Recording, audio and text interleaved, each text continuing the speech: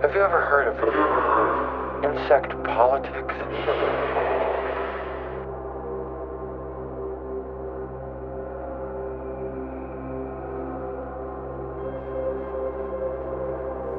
I am putting myself to the fullest possible use, which is all I think that any conscious entity can ever hope to do.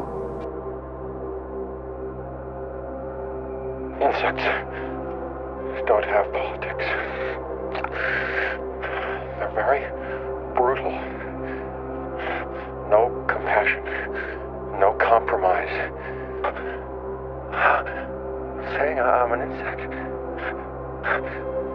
Who dreamt he was a man and loved it.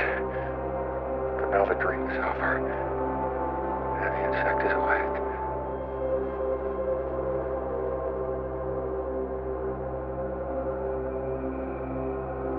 My mind is going.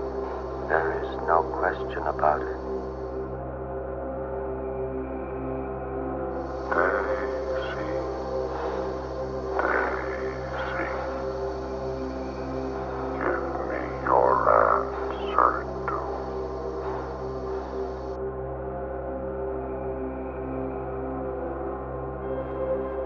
Imagine the fetal crisis of birth.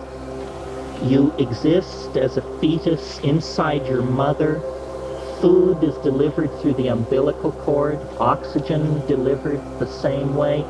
The dream, paradise, all needs are met. And then something begins to go wrong.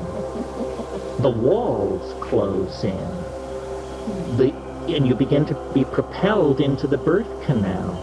Strangulation, death. The fetus must know at that moment incredible fear. Everything is going to be destroyed. The world is ending. We are now in the birth canal of a new ontological order of human existence, and the walls are closing in. There's no going back. And now we're approaching transition, the most violent part of the birthing process. And all you can do is scream. I'm afraid. I'm afraid. This thing that I'm always inveighing about ego, we are so similar that any one of us could stand in for any of the other of us. So this thing we spend our entire life creating called my unique personality is a yuppie indulgence, just like the BMW and the Picasso print and all the rest of it. Nobody is really special. Intelligence is special when compared to stupidity, but no one holds the patent on intelligence. Intelligence is something that you learn. Everybody starts out stupid, and it's just some people remain that way because of the failure to inculcate curiosity. Curiosity is the great virtue. It isn't an illusion of the human mind, as some historians have wanted to suggest, to believe that older is better. It is in fact an authentic memory of the last sane moment that we ever knew.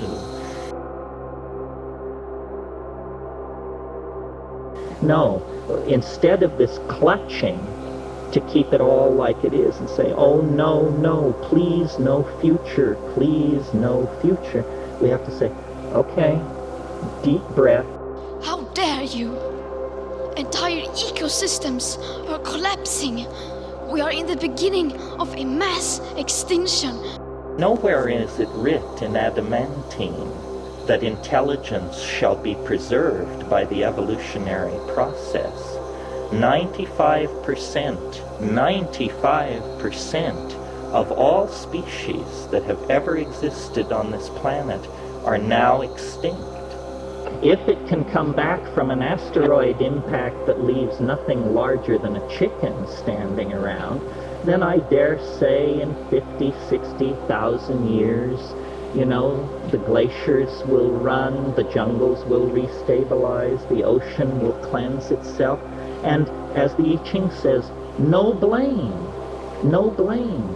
It's one thing the history of evolution has taught us, is that life will not be contained. Life breaks free, it expands to new territories, and it crashes through barriers painfully, maybe even dangerously, but life finds a way.